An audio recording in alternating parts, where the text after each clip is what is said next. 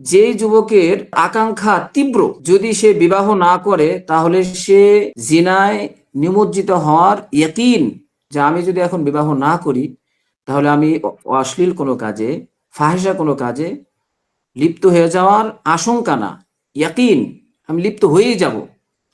এটা হচ্ছে first condition. এরপরে হচ্ছে তার মানে মোহর এবং নাফকা, আরবিতে বলা হয় মোহর দেওয়ার সামর্থ্য তার আছে কিনা, ক্যাপাবিলিটি অ্যাবিলিটি তার আছে কিনা।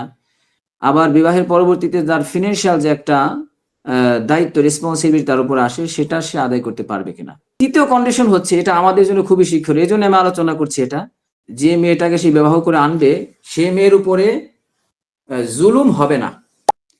ইয়াকিন যে আমার কোনো আচরণ, আমার তিরিক্ষি মেজাজ, অনেক ছেলে আছে বদ মেজাজ, তিরিক্ষি মেজাজ, তো এই তিরিক্ষি মেজাজের কারণে, বদ মেজাজের কারণে আমার কোনো খারাপ আচরণ, আমার কোনো বিহেভিয়ারের কারণে যদি ও মহিলার মাজলুম হওয়ার, অত্যাচারিত হওয়ার আশঙ্কা না থাকে, আশঙ্কা মানে ভয়টা না থাকে, এই তিনটা কন্ডিশন যদি মিলিত হয় তাহলে তার জন্য বিবাহ করা ফরজ।